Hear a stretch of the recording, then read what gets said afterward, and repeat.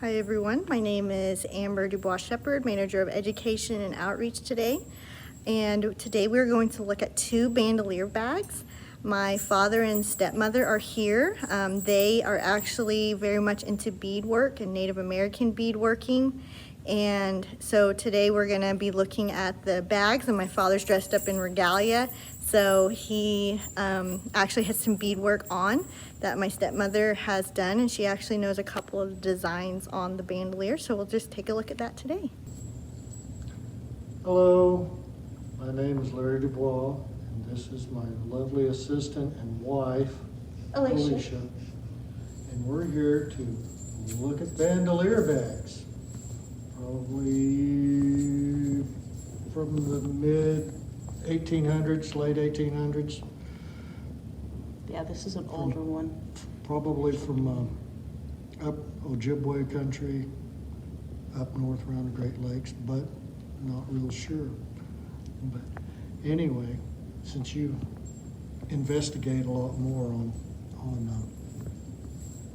beadwork and whatnot, you can tell them what the... Yeah, basically these are on like the cotton velveteen, the black velveteen. It's one of the popular ones, and it's a little bit shorter nap, so you don't have to worry about losing your beads. They go on a little bit better, but they make it really pop. And as you see, this is filled in, which takes a whole lot more time.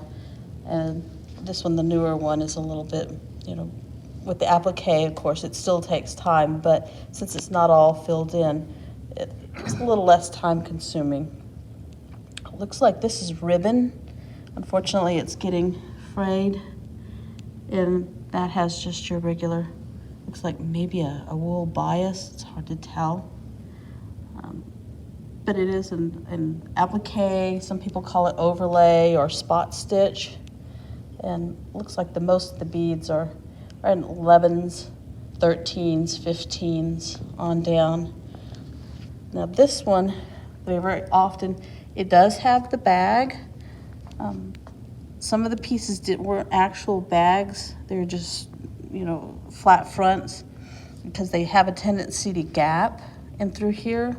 And so it falls open, which is why they started making the little short ones like this, because then it doesn't gap open. You can barely put your hand in, and it really wasn't anything that they carried stuff in. It was more decorative.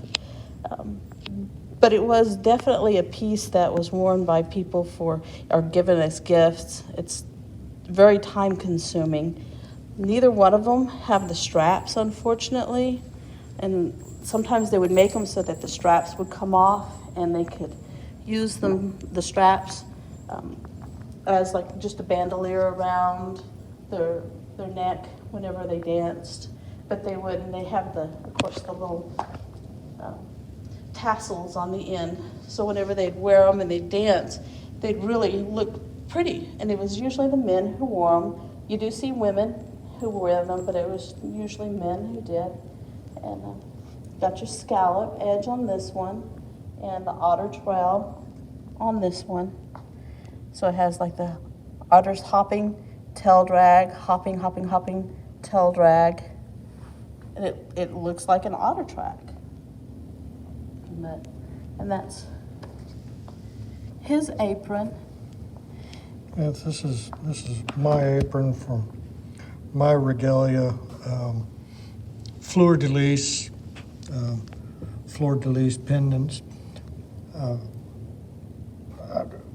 I do take the fact that I am half my dad's descendants, the DuBoise or DuBoise, originated from Normandy, France, but I've also got Irish, Welsh, and Scotch, and a little bit of English, and that one Italian guy.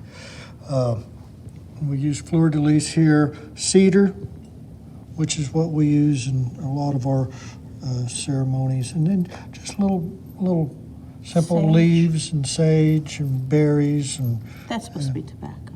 and tobacco and things like that. And as you can tell, and Alicia done this, and so there's a lot of similarities. As I look at this, I wonder what, if the person who wanted it made, or the person they were making it for, like Alicia, you're like, well, how do you want this? What do you want on it? Well, this is what I would like to have. Now, if we look at the back of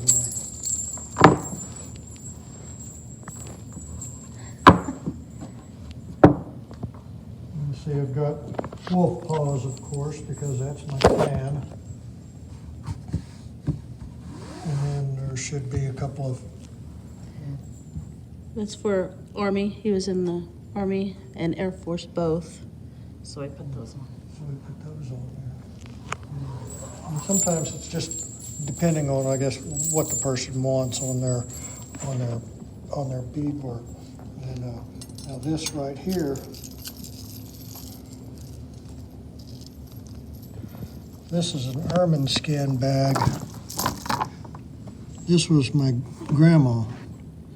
She had that made, the beadwork on it, and it's a little pouch to carry things in. Little pendant. And down here on the bottom, you've got 22 shells that they used. And then there's your little ermine fur and hide on there. But anyways, And this is a Woodlands design. yes, these are Woodlands designs. So very floral. Yeah. Yeah, these are, like you said, probably Ojibwe. They could be Woodland Sioux, Winnebago. Pot even, but Yeah, it's hard to tell. it's hard to tell, or it could be, could be even further east. It could be Mohawk or one of them Haudenosaunees.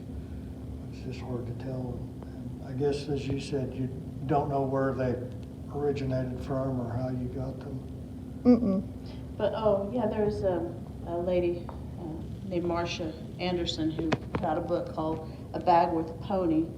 And they were, when they were, especially some of the large ones that were fully beaded, they could cost the price of a horse because of the time and the investment that they made in it. It was very expensive. Oh, and one other thing, I want to show you something real quick. I almost forgot about our spirit bead. We found the spirit bead right here. As you can tell, it has one bead in there right in the middle of it. That's different. And there's a couple of different lines of thoughts. Some people think bead workers would put those in there specifically because they would put so much heart and soul and prayer into these. And when you bead, you pray for the people and that you're beading it for, and you have good thoughts. And if you're not in a good place, you stop beading, you put it down until you can come back to it and have a better attitude. But some people think that the bead workers would put so much of themselves into it that their soul could be sucked into the piece that they were making, and that little imperfection allowed their soul to come back out. Or it was a bead to put in there specifically so that you knew that only the Creator was perfect. Mm-hmm. And that was your purposeful mistake, to remind yourself that only the Creator is perfect. As Amber, your grandma Weezy would do the same thing with her rugs. When she would weave a rug, there was always a little imperfection in there because it's Humble. It Yeah. keeps you humble. because we're not perfect. Yeah. Pitiful people. We're just little kids on this earth. Yes. But anyways, All right. Well, thank you both for looking at these bandolier Oh, bags with beautiful. us and giving us some extra information and seeing the beautiful regalia that you're wearing and learning a little more about these beautiful floral bandolier bags. So, all right, everyone. Well, thank you so much, and we'll see everyone soon.